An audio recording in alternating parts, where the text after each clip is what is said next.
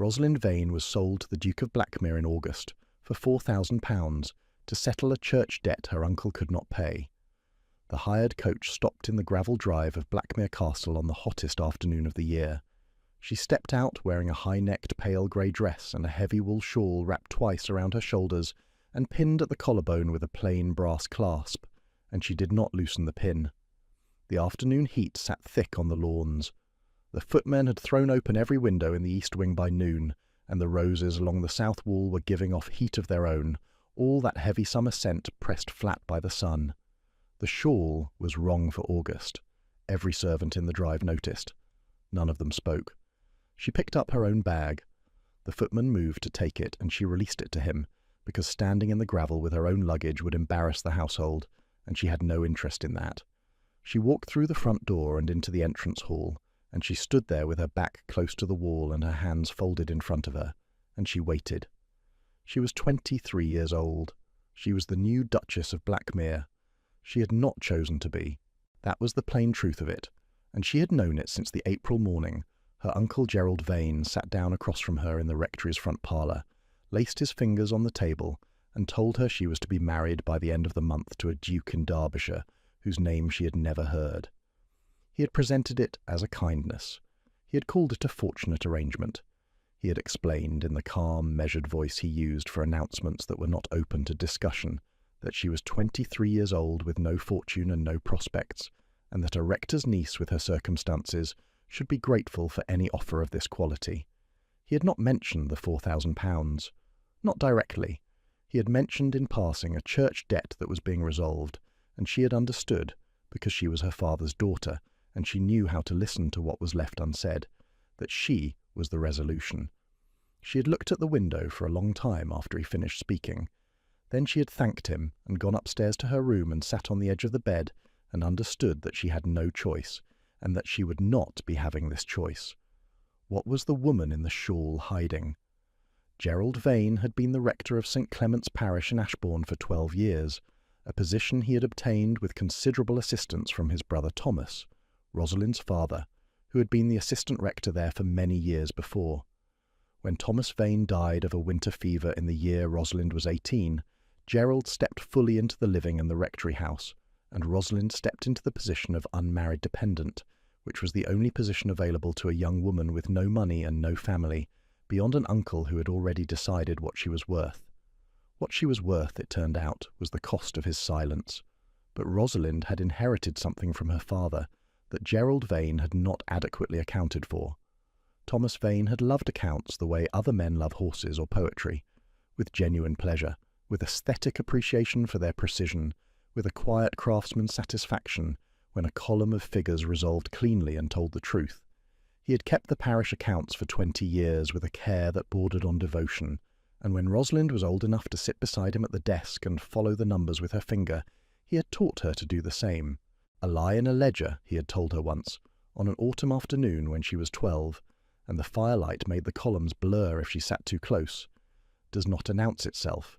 It sits quietly between two honest numbers and hopes you will not notice, but the numbers around it are always uncomfortable, too clean, too round.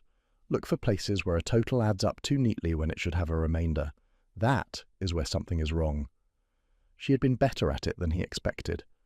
Not just at finding arithmetic errors, which was the easy part, but at reading the logic of a set of accounts as a narrative, understanding what the money was supposed to do, what movement made sense given the size of the parish, and where the story stopped making sense. By the time she was 17, she had found 2 genuine irregularities in the quarterly reports, both innocent miscalculations that would have caused embarrassment at the bishop's audit. Her father had been pleased, and then quietly corrected them, and had told her she had a remarkable eye, and that she should never be without a ledger to read if she could help it. He died in February.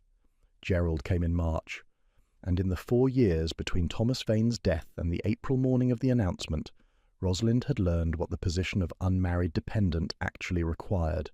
It required silence, stillness, a specific practiced composure in company that looked like modesty and functioned as armour. It required never speaking at table unless spoken to, never meeting a guest's eyes directly, never asking questions in mixed company about anything that might suggest she had opinions. When she failed at any of these requirements, Gerald chose his correction carefully and applied it carefully, and the marks it left were in places covered by clothing. It had started the first winter after Thomas died. A single incident that she had told herself was an aberration, a man under pressure, a thing that would not happen again. By the second year she understood it was not an aberration. It was policy. Gerald Vane was a man who believed that the order of a household required maintenance, and that maintenance applied to a woman under his roof was his right and his responsibility. He was not drunk when he did it. He was not impulsive. He was deliberate and precise, and the only mercy was that he was not imaginative. She had stopped flinching. That had taken 2 years. After she stopped flinching, she started watching. Everything. All of it. The patterns of when he was safe and when he was not. The movements of his household. The gaps in his attention. She went through every drawer she was not supposed to touch. Not from defiance. From the hunger that comes when information is your only currency. In a locked box under Gerald's study desk, opened with a hairpin on a Sunday morning when he was at the 11 o'clock service, she had found a second set of ledger books. The official accounts, the ones on the open shelf that the bishop's office reviewed, were orderly and clean. The books in the locked box were different in a specific way that she recognized immediately, the same numbers but altered. Small reductions in deposit totals recorded in a hand that was almost but not quite Gerald's, carefully achieved by a man who understood that the easiest change to miss is the one that looks almost right. She had gone back to the box 3 times over 6 months, always on Sunday, always with the hairpin, always with the notebook she kept in the lining of her winter coat. By the time she had finished, she understood the full shape of it. Gerald Vane had been taking money from St. Clement's Parish for at least 8 years, not all at once, never dramatically, but in the steady, patient increments of a man who understood that small amounts compound over time into large ones. The families of Ashbourne had been tithing to their church, and Gerald had been redirecting a portion of those tithes to himself, month by month, year by year, and the official record said nothing had happened. The notebook in the coat lining said otherwise. She had not known what to do with this information. A young woman who produced evidence she had obtained from a locked box she was not supposed to enter would not be believed. She would be accused of fabrication, or worse. She had no standing, no allies, no one to tell. So she had kept the notebook and said nothing and waited, with the specific patience of a person who has learned that the only advantage available to them is the long view. Then April came, and the bishop's accountant arrived at St. Clement's, and the game came to an end for Gerald, and he solved his problem the way men like him always solve problems. He used someone who had no standing to refuse him. Lady Philippa Ashford arrived at the rectory 2 days before the wedding. She was the Duke's sister, 30 years old, unmarried by design, with a long, fine face and the posture of a woman who had never once in her life been required to make herself small. She sat across from Rosalind in the front parlour and looked at her the way an appraiser looks at an item of uncertain provenance. Not hostile, not warm, simply evaluating. "I want to be honest with you," Philippa said. Her voice was pleasant and careful. It was the pleasantness of a woman who had learned that a pleasant delivery makes a knife harder to see coming. "My brother is not marrying you because he selected you. He is marrying you because his solicitors identified a passable candidate for an arrangement he agreed to at a distance, and you happened to be available." "I am aware of the circumstances," Rosalind said. She kept her hands folded and her eyes level. "I wonder if you are aware of all of them." Philippa picked up the teacup, considered it, set it down. "My brother lost his wife 4 years ago. He has managed very well without anyone playing the part of Duchess since then, because I have been here. I am his family. I understand this house. I have no particular interest in watching a woman of your background and your means arrive here, and decide that she has a role beyond what was agreed." She paused. "So, I will say plainly, stay quiet, stay out of the way, do not involve yourself in his affairs or his household management, and we will have no difficulty. Make yourself ambitious, and I will make Blackmere very unpleasant for you." Rosalind looked at her steadily. "Thank you for the warning," she said. Philippa's eyes went cooler. She had expected the warning to land differently, with visible fear or visible submission. She had not expected that particular tone, which was not challenge, but which was absolutely not deference either. Philippa stood, looked at the shawl Rosalind was wearing against the April chill and said, "That is not suitable for a duchess. I will arrange something appropriate." She left. The something appropriate never arrived. Rosalind had not expected it to.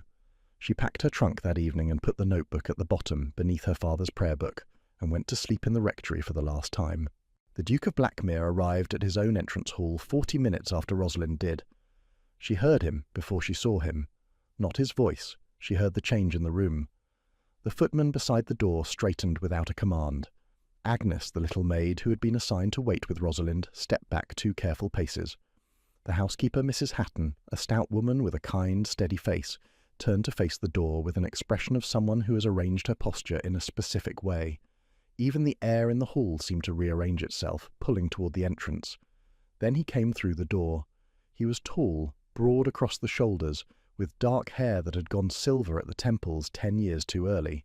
He could not have been older than 33. He was still in riding clothes. He moved with the economy of a man who did not waste motion, and he had the look of someone who had been outdoors all day and preferred it to any room. His eyes, when they crossed the hall and found her, were grey, the kind of grey that gives no warmth and makes no promise. He walked toward her, and she did not step forward. Her body had learned over years that moving toward an approaching man was a calculation that needed to be made carefully. He stopped 2 feet from her. "Miss Vane." His voice was low and even. "I apologize for the delay. My steward informed me of your arrival late." "It is no trouble, Your Grace," she said. He looked at her for a moment, not an assessment, more the look of someone trying to read a page that has been turned face down. Then he looked at Mrs. Hatton. "Are Miss Vane's rooms prepared?" "Yes, Your Grace." "Good." Back to Rosalind. "My solicitor, Mr. Hale, will call tomorrow to complete the formal documents. The ceremony is Friday. If you require anything in the meantime, Mrs. Hatton will assist you." He was already turning. "Your Grace," she said. He turned back. Nothing moved in his face. "I was told there would be a household account for me to review before the ceremony. Is that arrangement still in place?" He was still for a moment. "It is not the standard arrangement for a woman in your position." "I know." She kept her voice level and her hands quiet. "My father kept the parish accounts for 20 years, and I helped him. I would like to understand what I am entering." The grey eyes shifted, a small recalibration, visible in the brief stillness of his face. She had not intended to surprise him, but she had. "I will arrange it with Mr. Hale," he said, after a pause. She nodded. "Thank you." He left the hall. She stood still until she was certain she was composed, and then she followed Agnes upstairs, and in her room with the door closed she pressed her back against the wall and breathed slowly until her hands stopped shaking. Friday came. The church was small and the ceremony was brief. She said the words clearly. He said the words steadily and did not look at her during the vows. The ring was gold with a dark blue stone. When the rector pronounced them married, the Duke offered his arm to walk out, and she took it, and they walked together down the aisle in a silence so complete it had its own texture. She was the Duchess of Blackmere. She did not feel anything at all, except the weight of the ring and the specific alertness of being in a new and unfamiliar house with new and unfamiliar rules.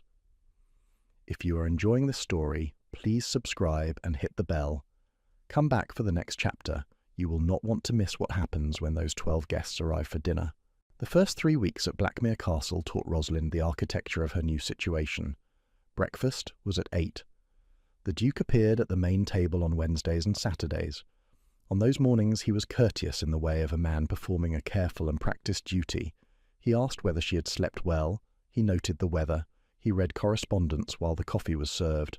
She answered in the same register. They were 2 people navigating a contract with the minimum required contact, observing the terms, generating no friction. On the Wednesday of the first week, she asked Mrs. Hatton a question about the kitchen garden accounts, and he looked up from his correspondence. He did not say anything. He went back to reading. But he had looked up, and he had stayed looking for a moment longer than the question warranted. She spent her mornings in the library, which was enormous, and had not been properly organised in decades. The shelves held everything from parish histories to natural philosophy to agricultural manuals, shelved by no system she could identify, and the project of bringing order to them gave her something real to do with her hands and her mind. The afternoons she walked in the East Garden. always wearing the shawl. In the evenings she dined alone when the Duke was out, and with him when he was in, and the silence at dinner was the specific silence of two people who are not hostile to each other and have not yet found the exact words that would make the space between them a conversation. Lady Philippa was in residence at a house in the village 2 miles from the castle, which meant she came to Blackmere whenever she chose, which she did frequently. She arrived in the mornings, took up her usual chair in the morning room, received the mail she apparently still received at the castle's address, and sat with the composed authority of someone who has never been told that a room belonged to anyone else. On the 5th day she came to the morning room where Rosalind was reading and sat down across from her and looked at the shawl. "Still wearing that?" she said pleasantly. "I find it comfortable," Rosalind said, without looking up, "in this heat." Philippa's tone was mild. The mildness was its own particular cruelty. "The maids are talking. They think you are hiding something unfortunate." "Then they must have very little to think about," Rosalind said. Philippa smiled. Her eyes did not participate. She picked up a small porcelain figurine from the side table. A shepherd in blue and white that Rosalind had already noticed was positioned with great precision, clearly placed there by someone who cared about its exact location, turned it over, set it down an inch from where it had been. Rosalind saw it. She said nothing. "My brother has invited 12 guests for dinner in 2 weeks," Philippa said. "You will be expected to act as hostess. I'm informing you in advance because it would embarrass Marcus if you got it wrong." "I am capable of hosting a dinner," Rosalind said. "I'm sure you have a very good sense of what the Ashbourne Rectory considered adequate for a dinner party." Philippa stood, smoothed her dress with the unhurried care of a woman who has never once been required to hurry. "This is not the Ashbourne Rectory." After she left, Rosalind sat still for 60 seconds, breathing steadily, naming the feeling precisely so it would not show. Anger, not shame. She would not let it be shame. She crossed the room and moved the figurine back to its original position. On the Wednesday of the 2nd week, the quarterly household accounts were laid out on the desk in the estate office, and Rosalind sat beside Mr. Hollis, the steward, and went through them as the Duke had arranged. She had been doing this weekly, a small domestic authority granted without comment, and she had learned the patterns of the house's expenditures the way she had learned the rectory's, by reading the numbers not just as figures, but as a story of how a household moved through the world. She found the error in the coal ledger on a Tuesday morning, 3rd week. The supplier had invoiced for 32 loads delivered in May, June and July. The delivery receipts showed 29. The discrepancy had been carried forward uncorrected through 3 months of accounts, compounding in a minor but specific way, and the sum in question was £43 overcharged against the estate. "Mr. Hollis," she said, "this entry here." The steward bent over the page, following her finger. He went very still. "That has been carried from May," he said quietly. "It has. I would like to write to the supplier today requesting a corrected invoice." She paused. "And I would like to see the July and August delivery records as well, to confirm the pattern does not continue." Hollis looked at her with an expression she took a moment to identify. It was respect, careful, measured, the kind a professional man extends to another professional. He nodded once. "I will pull them this afternoon, Your Grace." She was addressed as Your Grace for the first time by someone who meant it. The Duke appeared in the estate office doorway 20 minutes later. He had clearly come looking for something else and found her instead. He looked at the spread of accounts on the desk, then at her, and the recalibration she had seen twice before moved across his face again. "Mr. Hollis tells me you found an accounting error," he said. "A billing discrepancy. £43 compounded across 3 months. She kept her voice matter-of-fact. "I have written to the supplier. I expect they will correct it without difficulty." He came fully into the room and stood at the corner of the desk and looked at the ledger for a long moment, not at her. "Mr. Hollis has managed this estate for 22 years, he said, his predecessor before him for 30. "Neither of them was looking for this kind of error," she said. "They would have been watching for fraud. This is not fraud. It is a supplier taking advantage of inattention. Different thing entirely." He was quiet. She had the sense that he was deciding something, though she could not have said what. Then the corner of his mouth moved. Not a smile, the ghost of one, involuntary and immediately controlled, gone in a second. She saw it and filed it away and showed nothing. That evening at dinner he asked her about the library. She told him about the cataloguing project, the organisational problem, the absence of any logical system in the existing shelves. He listened. He answered. He asked a second question, which led to a third. They had, for the first time, a genuine exchange of words that was not the performance of courtesy. It lasted 11 minutes. She counted, without meaning to. She did not sleep for a long time that night. She lay on her side in the dark and felt something she had not felt in years, something small and fragile and warm that she did not dare name, because naming it would require acknowledging she was coming to care about the outcome. She refused to acknowledge that yet. The shawl was on the chair by the window. She had not taken it off once in 3 weeks, not even in this room with the door locked and Agnes gone for the night, because taking it off meant the possibility of seeing what was on her back, and she was not ready for that. Not yet.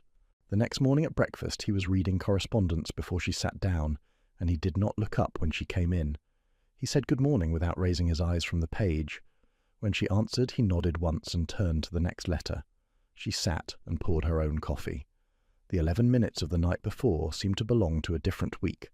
She recognized what he was doing because she had done it herself, in Gerald's house, in the years when showing anything was risky.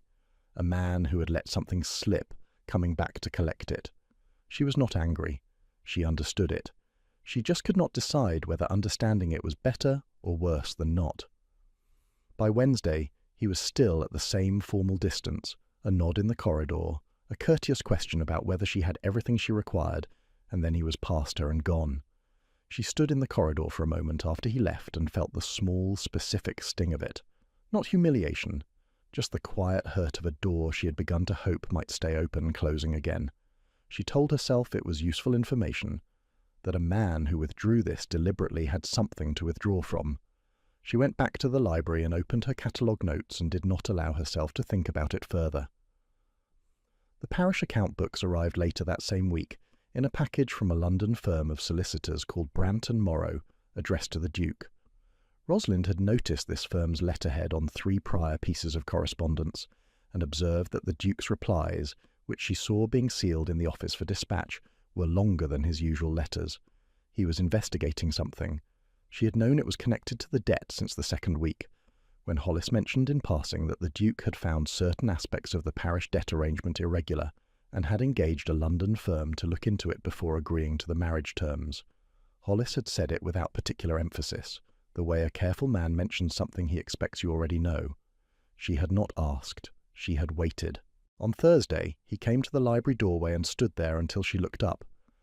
"I would like to speak with you," he said. "In the study." His study was in the north wing, a large room in deliberate disorder. Papers organised by a private system only he understood, maps pinned to one wall, a desk that held 3 levels of activity at once. He gestured to the chair across from him and sat down and put a folder on the desk between them. "I want to show you something," he said, "and I want you to tell me what you see." He opened the folder and slid the papers across. They were parish accounts, St. Clement's, Ashbourne, 8 years of them. Rosalind went very still. She knew these accounts. She had sat in Gerald's locked study on Sunday mornings and read these exact figures, or the figures they were supposed to represent before Gerald had adjusted them to say what he needed them to say. These were the official versions, the ones submitted to the bishop's auditors, clean and orderly and lying. She knew the lies by their specific shape, the way a forgery expert knows a forged signature by the pressure of the pen. She went through the columns. It took her 8 minutes. She pointed to 3 distinct places where deposit totals did not correspond to the entry records that should have produced them, where a column had been reduced by a number small enough to miss on a single review, but consistent enough, across years, to constitute a pattern. "These are not errors," she said. Her voice came out even. She was proud of that. "The alterations are deliberate. This column here, 4 years back," she pointed, "is corrected in the same hand as this one from 2 years later. The same person made both changes. They knew exactly what they were doing." He watched her face. "You have seen something like this before." It was not a question. She looked up. His grey eyes were steady on her, not accusatory, not probing, something older and quieter than that, the look of a man who has been holding a question for a long time, and has finally found the person who can answer it. "My uncle," she said. One sentence. She let it stay between them. He nodded once, slowly. "Brant and Morrow have been investigating the source of the parish debt since the spring. Your uncle directed the bishop's accountant to a different set of books when the audit was conducted in April. The £4,000 debt was not the origin of the irregularity. It was the point at which the irregularity could no longer be hidden." He paused. "They believe the total amount removed from the parish over 12 years is closer to £11,000. Rosalind sat with that for a moment. £11,000. Over 12 years. Her father had been alive for 4 of those 12 years. Thomas Vane had sat at his desk on autumn afternoons and taught his daughter to read columns and look for lies, and the whole time his brother had been building a lie in the very accounts Thomas was protecting. She put her hands flat on the desk. The cold of the wood was steady against her palms. "He sold me," she said, "to keep this from being found." "Yes," the Duke said quietly. "I believe so."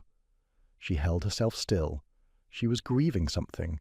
She recognized, not her own situation, not the arrangement or the marriage or the lost choice, but her father. She was grieving the insult to her father's work, to the families in Ashbourne who had given their tithes in good faith, to the specific integrity that Thomas Vane had built his life around, and that his brother had been quietly dismantling all along. The Duke stood and walked around the desk and stopped beside her chair. He did not touch her. He simply stood there, present, the way a person stands when they cannot fix what has happened but are determined not to leave. "There is something else," he said. His voice had changed, lower and less controlled than usual. She looked up. "My first wife," he said. "Her name was Catherine Pemberley. We were married in 1820. He stopped. She waited. "Her father was a man who managed his household with methods I became aware of before the wedding. I told myself that once she was under my roof she would be safe, that removing her from the situation was sufficient." His jaw tightened. "She was safe for 2 years. She died in 1822 in childbed. The child did not survive." The room held the silence. "I was not there when it happened," he said. "I had been called away on an estate matter, and I was 3 days' ride from home, and by the time I arrived she was already gone." He was looking at the window, his profile to her, very still. "In the years since, I have thought often about the weeks before she died, whether I could have seen something earlier, whether I was too careful about not overstepping when what was needed was not care but speed." Rosalind looked at him, the line of his jaw, the set of his shoulders, the careful control of a man who has built walls around something that is still raw after 4 years, and is now, for reasons she could not fully explain, opening one of those walls. "You have been watching," she said quietly, "to see whether you were too late again." He turned and looked at her directly, and for a moment the control he wore like a second skin was simply not there. She could see the guilt in his face, the specific guilt of a man who had recognized a thing too late before and was recognizing it again, and this time could not put it away as uncertainty. "When you arrived," he said, "in August in that shawl, I knew something was wrong. I chose not to ask." He paused. "I told myself it was not my place, that I would be overstepping." The jaw tightened again. "I will not make the same decision twice." She held his gaze for a long, steady moment. The arrangement they had been navigating for 3 weeks, 2 strangers in a formal contract, courteous and distant and careful, had become something different. She could feel the change the way you feel the pressure drop before a storm. Not here yet, but coming. She was not ready for this. She was also, she was beginning to understand, already in it. "I have a notebook," she said, after a moment. She kept her voice even. "In my room, I kept records of the discrepancies I found in Gerald's hidden accounts. I did not know, at the time, what to do with them." She looked at the folder on the desk. "I think I know now." He was still for a long moment. Then, "We will need your notebook." The next morning, Hollis informed her, with the quiet precision of someone delivering information he had been instructed to deliver carefully, that a second lock had been installed on her bedroom door overnight, and that Agnes had been given instructions to report only to Rosalind herself about her mistress's movements and schedule. The Duke had not mentioned it to her. He had simply done it. She stood in the corridor for a moment, holding that fact, and felt the fragile, unnamed thing in her chest move again, more insistently this time. Then she went about the day. Lady Philippa found the letter on a Monday. Rosalind had written to Mr. Arthur Pendlebury of Bath, her father's old friend, a solicitor who had handled Thomas Vane's small estate, and who, she had calculated, would be both discreet and capable of acting as an additional channel for the evidence she and the Duke were assembling. The letter was sealed and addressed and left on the hall table to go out with the morning post, because that was where outgoing correspondence was left, and she had no reason, at the time, to think it required special handling. Philippa arrived at 7 in the morning. She had arrived early before. The hall table was not locked. The letter to Bath was on it when she arrived and gone when she left, and Agnes, who had better instincts than her position usually required, had seen it. Philippa found Rosalind in the east garden that afternoon. She came without her pleasant surface, which was the first thing Rosalind noticed. Philippa's pleasantness was a weapon she maintained with considerable discipline, and its absence meant the discipline had slipped. She was genuinely angry. The anger had the specific quality of someone who has been trying to stay ahead of a situation and just realized they are behind it. She stopped on the garden path and held up the letter, resealed, but visibly so. "You are writing to solicitors in Bath," she said, "about the parish accounts." "That is a private letter," Rosalind said. "You are trying to use your own family's criminal behaviour as a tool," Philippa said, and now the anger was audible, controlled, but there. "You came into this house with an agenda. You have been positioning yourself as indispensable, the household accounts, the library, the convenient discovery of the billing error, all of it building toward this. You want to make Marcus feel he owes you something. You want to make yourself appear the wronged party and your uncle the villain, and use the whole thing to establish yourself here permanently." Rosalind looked at her steadily. "Your brother already knows about the debt. He hired Brant and Morrow 6 weeks before our wedding. I did not bring this to him. He brought it to me." Philippa's face did something complicated. The confidence in it shifted. She had not known that. "You are lying," she said. "I am not." Philippa stepped forward. Rosalind did not step back. "If you attempt to use this evidence in any public setting," Philippa said, "I will tell every guest at that dinner next week exactly what you are. A rector's charity case who married a duke to escape a scandal she helped engineer. I will tell them your uncle sold you because no one else wanted you. I will tell them—" "Lady Philippa," Rosalind's voice dropped. It did not rise. "I have been told worse things by people with better standing to say them. You will not frighten me with this." Philippa went still. "And if you open my correspondence again," Rosalind said, "I will tell your brother, and you will explain to him, in front of me, why you read a sealed letter from his wife." Philippa left without speaking. Agnes was at the top of the stairs when Rosalind came back through the garden door. She was not supposed to be there. She had been assigned to the linen room that afternoon. But she was standing at the top of the stairs holding a glass of cold water, with the careful expression of someone who had been listening from a window she had forgotten to close, and who was not going to pretend otherwise. She held out the glass and said nothing. No questions, no false comfort, no offer of reassurance she had no standing to give. Just the cold water on a hot August afternoon, and a look that said she had heard enough and had decided where she stood. Rosalind took the glass. She drank half of it.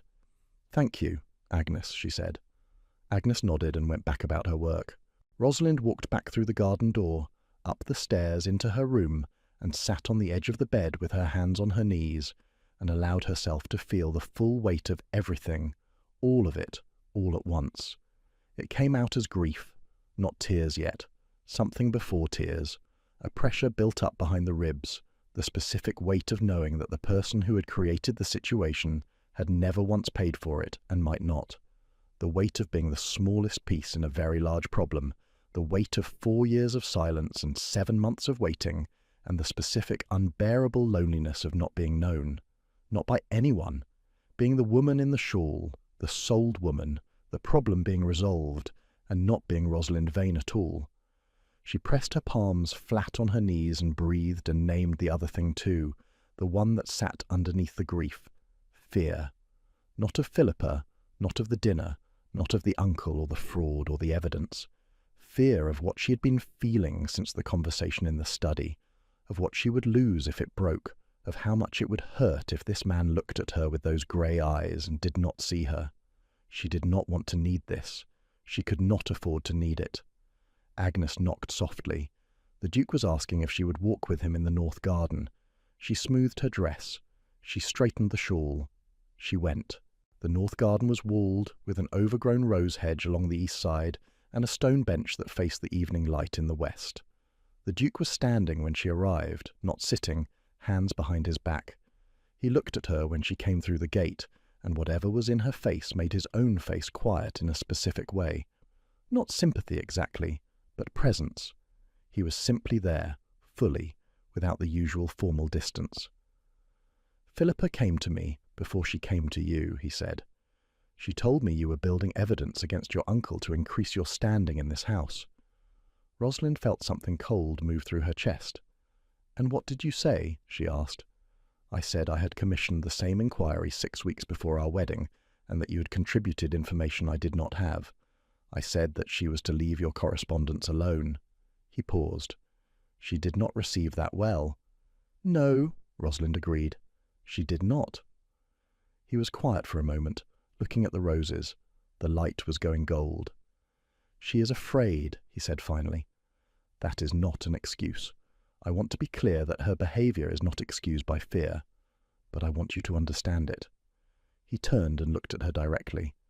"She has been the woman of this household since Catherine died. She has managed this role for 4 years, and now she is not in that position, and she does not know what she is."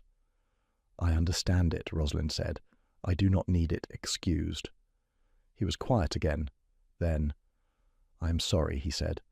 His voice was different, not the Duke's voice, the formal, even register. Something underneath it. "For the position you were placed in, I understood it was an arrangement of necessity. I did not understand that the necessity was this particular and this cruel." She looked at him. "I saw you on the day you arrived," he said, "standing in the entrance hall in August wearing a wool shawl, keeping your back against the wall, and I chose not to ask." He stopped. His jaw tightened. "I chose not to ask because I was afraid of what the answer would require of me." The garden was very quiet. "I am asking now," he said, quietly, directly. She held his gaze for a long time, and then she made the decision, the one that felt like stepping off the edge of something, and she spoke. "It was a strap," she said, "a riding strap. He kept it in the bottom drawer of his desk." The Duke did not move. She kept her eyes on the rose hedge, on the place where the evening light caught the petals near the top. "The first time was the winter after my father died. He told me afterward it would not happen again. He used exactly those words." She stopped for a moment. "By the second year, I understood it was not going to stop. It was too deliberate to be temper. He chose when, and he chose the reason, and he chose the instrument, and he was never once sorry after. That is the thing I have never found words for. Not the pain, the complete absence of regret." She had been right that she had nothing left to cry. Her voice was level. That was the gift of crying beforehand. It cleared the channel so the words could come through without interference. "The shawl," she said. "I started wearing it the spring after the first winter. One of the marks had come too close to the collar line of a day dress, and I was afraid someone would see it and ask questions I could not answer safely. And then it became a habit, a way of knowing that no one could see." She paused. "I wore it here because I did not know yet whether this was a room where it was necessary." The silence afterward was very large. She finally looked at him. His hands, still clasped behind his back, had gone white at the knuckles. His jaw was rigid in the specific way of a man applying considerable effort to staying in one place. He was looking at the ground. "Catherine's father," he said. His voice was thick.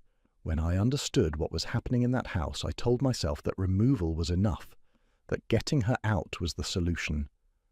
He lifted his eyes. They were raw in a way she had not seen before, open, unguarded, grieving something that 4 years had not finished.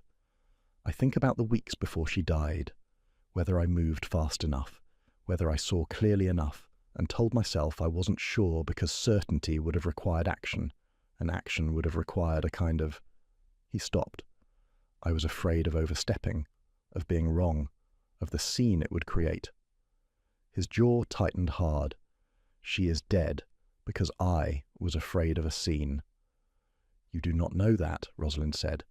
No, he agreed, but I know that I chose comfort over speed, and I have not made peace with it. She was quiet for a moment. You could not have known it would be that fast, she said. Her death. No one could have known. Perhaps not. He looked at her. But I could have known sooner about the rest of it. I could have looked at what I was looking at and said what I saw. The evening light was warm and gold, and the overgrown roses were enormous in August, crowding the wall. She held the moment carefully. This is not that situation, she said. I am not Catherine. No, he said. You are not. And you are not too late. He looked at her for a long moment, long enough that she could see, clearly and without any of the usual careful distance between them, that he was afraid, not of her, of wanting this to be true and being wrong about it, of counting on something that could break. He reached out slowly, and she did not step back, and he took her hand in both of his with a care that was almost formal, as though the gesture required ceremony. They stood like that in the north garden, while the light changed from gold to amber. The dinner is in 5 days, he said. I know. I have asked Hollis to arrange for a specific guest to be present, he said. Not at the table, in the parlour for the first 2 courses. The county magistrate, Mr. Colton. She understood. And Mr. Pendlebury? I have written to him today. He will come to London with what he has found, and I will receive him the day after the dinner. She looked at him. You think it will be enough? I think, he said carefully, that when the evidence is read in front of witnesses, there will be nothing for your uncle to argue against. She nodded. Then she said, I would like to be the one who reads it. He looked at her for a moment. Then he said, Yes, I think you should be. The letter from Pendlebury arrived the following morning. He had found 2 former church wardens who had raised concerns about the accounts in Gerald Vane's early years and been dismissed. He had located the original pre-Gerald accounts from the bishop's archive, showing the parish in sound financial health. He had witnesses, documentation, and the name of a second solicitor who was prepared to accompany him to verify the chain of evidence. He was ready. Rosalind sat in the library and opened her notebook and wrote the full account from memory. Every discrepancy she had found in the locked ledger books, with dates, columns, and specific amounts, cross-referenced against the official accounts she had seen, and the figures she had retained with the precise memory her father had praised when she was 12 years old. She wrote for 4 hours, and she was not tired when she finished. The dinner was on a Friday in August, the 20th, and the guests began arriving by carriage at 5 o'clock. The evening was still warm, the kind of warm that settles into the stone of an old house and holds there after the sun is gone. Rosalind stood in the entrance hall with Mrs. Hatton at her shoulder, and received each guest as they came in, using the names she had been studying all week. Lord and Lady Caswell, who were the senior titled couple in the county, and held between them the kind of social authority that made every other guest watch them first. Sir Robert and Lady Merton, with their eldest daughter Cecilia, who was 18 and wide-eyed. Viscount Drabery, with his mother, the Dowager Viscountess, a small, fierce woman of about 70, dressed entirely in black, who spoke very rarely and noticed absolutely everything, whose sharp, dark eyes swept the hall the moment she entered and appeared to record every detail for later. 5 more guests, making 12 in all, arranged around a dining table in the great hall that seated 14. Lady Philippa arrived at 5 minutes past 5, with the confidence of someone who had not been explicitly told she was not invited, and therefore considered herself invited. She went directly to her chair, the one she had sat in at every dinner at Blackmere for 4 years, and sat in it and looked at Rosalind across the table with the composed, pleasant expression of someone who is waiting. The Duke, at the head of the table, looked at his sister for one long moment. Philippa looked back. Nothing was said. The dinner began. The first course passed without incident. The conversation moved around the table with the well-oiled ease of people accustomed to these occasions. The summer weather, a recent horse sale, news from the London season just closing. The Duke was present and formal, saying the right things in his low, even voice, occasionally drawing the room in the natural way powerful men do. Rosalind acted as hostess with the skills she had been honing since she was 16, when she had run her father's parish dinners for visiting clergy and local dignitaries. She introduced subjects, bridged silences, drew out the quieter guests. She was aware of Philippa watching her every moment. The Dowager Viscountess caught Rosalind's eye at the end of the first course and held it for a deliberate second, the look of a woman who had been reading tables for 5 decades and missed nothing. Her eyes moved to Philippa and back to Rosalind, and the old woman's mouth moved very slightly at one corner. She knew something was building. She had probably known it since she walked through the door. The second course came and went.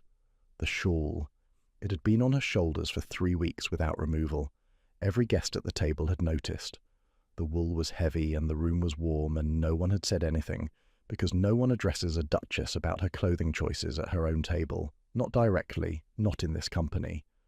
No one except a woman who had steamed open a letter, who had been cornered in a garden, who had come to this dinner because she had nothing left to lose, and had decided, in the particular logic of a person who has run out of other options, that destruction was better than retreat. Philippa moved during the third course. She stood smoothly as though reaching for a dish. She moved behind the row of chairs on Rosalind's side of the table, with the unhurried precision of someone who has planned her route. Her hands came to rest on the back of Rosalind's chair, and then they came down to the shawl, and in a single smooth motion she found the pin at the collarbone and pulled. The wool fell away. Every person at the table had an unobstructed view of the back of the Duchess of Blackmere in her white evening dress, and through the thin fabric, visible in the candlelight, was the evidence of what a riding strap can do to a woman's back across years of careful application. Not one mark, not two. A lattice, a record. The silence was absolute. Nothing moved, no chair scraped, no silver rang, no glass was set down. Lord Caswell stared for one moment, and then looked immediately away, jaw rigid, the look of a man cataloguing what he has seen for permanent record. The Dowager Viscountess's hand stopped midway to her wineglass, and stayed there, suspended. Lady Merton's face went white, and then composed itself with considerable effort. Cecilia Merton pressed her lips together so hard they went pale. Mr. Forsyth looked at his plate and did not look up again. Philippa stood behind Rosalind's chair with the shawl in her hands. She had expected something she could mock. She had expected the modesty of a woman ashamed of plainness, or a minor scar, or some small, ordinary imperfection. She had not calculated for this. The triumph she had walked to this chair to collect had lasted less than 2 seconds, and what replaced it was something she could not name quickly enough to control, a kind of arrested horror, and beneath it the understanding that she had, in front of 12 witnesses, done something she could not undo. No one moved. Rosalind sat perfectly still. She was composed. She was composed the way stone is composed, from the inside out, completely, because composure was the one thing that had never been taken from her, no matter what else was. She sat straight in her chair, and she did not look at anyone, and she did not move, and she did not speak. The Duke stood. He stood the way he stood when a room needed to understand something about authority, not fast, not theatrical, just completely, rising to his full height, with the absolute stillness of a man who does not need gestures, because his presence is already the gesture. He looked at Rosalind's back for one moment. The grief was immediate and physical. Catherine, 4 years ago, Catherine's father, the specific guilt of a man who had told himself that removal was enough and been wrong, and underneath the grief was something colder and more absolute. He was not going to stand at a distance from something he could see clearly, and tell himself he was uncertain. Not again. Not in this room. He removed his evening coat. He walked the length of the table in silence. Every guest watched. He stopped behind Rosalind's chair and he set the coat across her shoulders, with the deliberate precision of someone handling something that matters, adjusting it so that it covered her completely from shoulder to the middle of her back, smoothing the lapels with care. Then he turned to face his sister. The room held its breath. "Leave my house tonight," the Duke said. Philippa had not moved. The shawl was still in her hands. "Marcus," her voice was not pleasant anymore. The pleasantness was entirely gone. "She has been manipulating this household since the day she arrived. She is trying to—" "Leave my house tonight." The same words, the same register, not louder, but more solid, the way a foundation is solid. She is the Duchess of Blackmere. He held his sister's gaze, and the 12 guests at the table were so still they might have been painted. "And you have struck the last woman in this house who could not defend herself." Philippa opened her mouth. The look on her brother's face closed it again. She was reading him for the version she knew, the one who had always eventually made room for her, who had always found a way to step back from the edge, who loved her in the specific painful way of someone who has forgiven too many things and keeps forgiving. That version was not present in this room. "You will arrange your things," the Duke said, "and you will leave tonight." Philippa set the shawl on the table. Her hands were not steady. She walked to the door without speaking and went through it, and her footsteps faded down the corridor, and then there was only the sound of 12 people very carefully breathing. Rosalind sat in his coat with her hands folded in her lap. She was composed. She was the most composed person in the room. She would process this later, in private, alone, with the door locked and no witnesses. The grief and the relief and the enormous terrifying thing that had just happened in public on her behalf. Later. The Dowager Viscountess set her wineglass down. "Your Grace," the old woman said, addressing Rosalind in a voice that had the authority of having survived everything and found most of it manageable, "I think you should stay exactly where you are." Lord Caswell cleared his throat. "Quite right." The room found its breath slowly, the way a room does after something has broken in it, and the floor has held. The Duke returned to his seat. The dinner resumed with the careful courtesy of people who understand that dignity is required to process certain things, and who are, most of them, genuinely trying.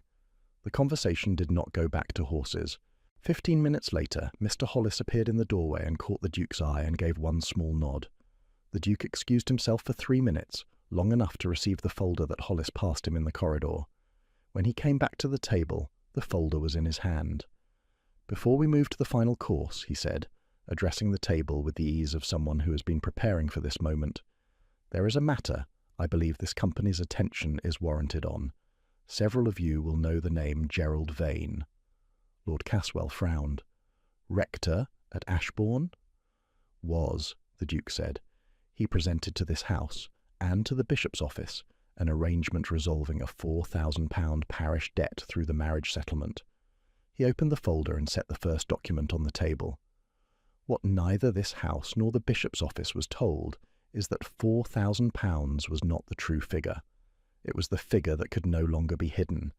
The actual amount removed from St. Clement's parish, across 12 years, is £11,432. The room was quiet. Lord Caswell, who was a Justice of the Peace, reached for the document without being asked. "My wife identified the specific pattern of falsification in the accounts," the Duke said. He looked at Rosalind now, and there was nothing careful or controlled in the way he looked at her. It was direct and warm and entirely deliberate, and every person at the table saw it. She identified it years ago and kept records.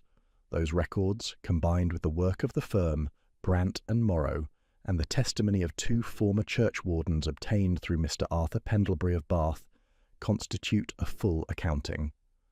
Rosalind took the second document from the folder. She read clearly, naming the figures, the dates, the specific discrepancies she had found in the hidden ledger books, the cross-references to the official accounts, the pattern of alteration that constituted 12 years of deliberate fraud against a parish and the families who supported it. She read without trembling. She read the way her father had taught her, clearly, factually, with attention to what the numbers proved and what they implied. She read for 7 minutes, and when she finished, the table was completely silent. Lord Caswell looked up from the documents in front of him. "You kept these records yourself," he said. "My father taught me to read accounts," she said. "I found the discrepancy when I was 19. I did not know at the time how to present it. I know now."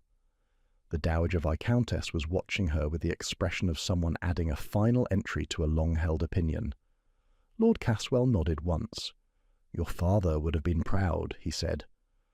The Duke looked at Hollis in the doorway, and Hollis opened the door wider, and Magistrate Colton of the county walked in. He had been invited to dinner.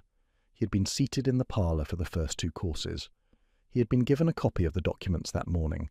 He had not been placed at the table by accident. Gerald Vane, the magistrate informed the room, had been located in Ashbourne that afternoon, and was currently in custody with the county constable. He would appear before the assizes in the autumn. The charge was criminal fraud against the Church of England. The penalty, given the scale and duration, was transportation. Rosalind sat very still in the Duke's coat and heard the sentence. The weight she had been carrying, the 4 years of knowing and having no standing to say, the 12 months since April of carrying the fraud in her notebook and her body and her silence, that weight left her in a way she could feel physically, like something untied, like a knot that has been held so long the hands forget they are holding it until the moment they let go. The Dowager Viscountess raised her glass. "To the Duchess of Blackmere," she said, in a voice that went to every corner of the room, "who appears to have been the most capable person in this county for quite some time, and has been gracious enough not to mention it." The table raised their glasses. Lord Caswell said, "Hear, hear." Rosalind did not speak. She did not need to. She was heard. The guests were gone by 10. The last carriage left, and the house went quiet, and Rosalind sat alone in her room for a long time. She did not cry immediately. She sat on the edge of the bed the way she had sat on the edge of the bed in the rectory in April. But it was different now because the weight was different. Not the weight of a future being decided without her, but the weight of something finally over. She let herself feel it, relief, real and physical, like breathing fully for the first time in months, grief for the years before it, a shaking in her hands that had nothing to do with fear, and underneath all of it, the thing she had been most afraid to feel, something warm and certain, connected to a man who had walked the length of a table in silence and covered her with both hands, and then turned around and burned down the room on her behalf. She was not going to call it love yet. She was going to call it trust, because she understood the value of trust precisely, and it was the more accurate word for what she felt right now, the specific, fragile recognition that she was known by someone, and that this was real. After a while she reached for the shawl. It was folded on the chair by the window as always. She held it for a moment, then she set it down and did not reach for the pin. 2 months later, on a morning in October when the trees along the North Drive had gone gold, Rosalind stood in the small chapel at Blackmere and married Marcus Ashford a second time. The first ceremony had been a contract. This one was something else. Agnes and Mr. Hollis stood as witnesses. The chapel was cold in the way old stone is cold in October, and someone had put late roses from the north garden in 2 vases by the altar, small and slightly past their best and exactly right. The Duke said the words looking at her, and she said the words looking at him, and neither of them looked away. Afterward they walked back through the garden, the north one, past the overgrown rose hedge and the stone bench. He stopped on the path and took both her hands and held them and looked at her for a long, quiet moment. She had seen him look at her in the entrance hall and in the study and across the dinner table, through all the careful weeks of managing an arrangement. This was different. He was looking at her the way he had not permitted himself to look, without the glass of formality between them, without the control that had been his register for so long it had started to look like his face. She could see the grief for Catherine still there, but behind it, entirely separate from it, something that had nothing to do with the past, something that was about her and the library catalogue and the 11-minute dinner conversation and the North Garden in August and the coat. "Rosalind," he said. Her name, in his voice, said, like something he had been keeping with care. "Marcus," she said. He leaned his forehead against hers and she held onto his hands, and for a while neither of them spoke. The October light was thin and clear and the roses were nearly over, and the silence between them was the best kind of silence, the kind that doesn't need anything added to it. They stood there for a long time. Lady Philippa appeared at the winter assembly in December. She came alone, without her usual arrangement of friends and social architecture around her, and she stood in the middle of the assembly room floor and asked for the room's attention. The Dowager Viscountess was present, her sharp eyes already fixed on Philippa before she spoke. Lord and Lady Caswell were present. Lady Merton was present. A dozen more of the county. Rosalind was standing near the fire with Marcus's hand resting at the small of her back. Philippa looked at her. She held the look, not flinching, not looking for permission, simply looking, with an expression that was costing her something considerable. "I wish to apologize," she said. Her voice did not shake. "For what I did at the dinner in August. I was cruel, and I was wrong, and I ask, publicly, for forgiveness." She went down on one knee on the assembly room floor. The room was very still. The fire crackled. The candles in the chandelier above moved slightly in the air that comes when a room is holding its breath. "Get up," Rosalind said, quietly, clearly. "Lady Philippa." Philippa stood. "You may call on us," Rosalind said, "when you are ready." Philippa nodded once, a precise small motion, and walked to the door. The Dowager Viscountess from across the room caught Rosalind's eye and gave a single, slow, definitive nod. That was enough. 3 years later, in November, the library at Blackmere was fully catalogued for the first time in its existence. The index ran to 3 volumes, bound in brown leather, shelved in the estate office. The household accounts had been overhauled. 4 supplier contracts had been renegotiated. And in an attic chest that had been locked for 40 years, Rosalind had found a cache of the 4th Duchess of Blackmere's correspondence, dating from the 1770s, that turned out to be historically significant enough that a professor from Oxford came to Blackmere in September and spent 3 days going through it with barely suppressed excitement. On an evening in late November, the library fire was going. The curtains were drawn against the dark, and their daughter Eleanor, 2.5 years old, with her father's grey eyes and her mother's composure, was asleep on the wide chair near the fire, with her head on a library cushion and her small shoes on the floor beside the chair where she had stepped out of them. The second child was due in February. Rosalind had decided, privately, that she would like another daughter, though she was prepared to accept the outcome with equanimity. Marcus was reading at the desk. She was reading in the chair across from Eleanor. The fire made the room warm and gold, and the silence between them was the warm, occupied silence of 2 people who have been in the same room long enough to know they want to keep being there. She looked up at him, and he looked up at her. He smiled. Not the ghost of one, not the involuntary, almost smile that she had filed away in the first weeks and treasured privately. A real one, easy and warm, the kind that had taken 9 months to arrive and then stayed. She had come to Blackmere Castle in August, wearing a wool shawl in a heat that made no sense for wool. She had stood in the entrance hall with her back to the wall and learned the dimensions of her cage. She had been sold to settle a debt by a man who had never once considered that she was anything other than a liability to be resolved. She was not a liability. She was the Duchess of Blackmere, and the library was catalogued, and the fraud had been answered, and her father's work had been honoured, and her husband was reading across from her in the firelight, and Eleanor was asleep with her shoes off, and there was a child coming in February.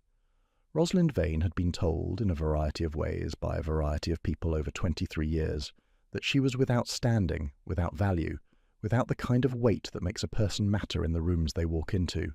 She had never believed it. She had just been waiting for the room that would prove her right. She was home. If you stayed until the end of this story, thank you. Please subscribe and hit the bell so you never miss a new chapter. I would love to know what you thought. Leave your rating, 1 to 10, in the comments below, and tell me where you are watching from today. We have listeners from every corner of the world, and every single comment is something I genuinely look forward to reading. Thank you for being here. See you in the next one.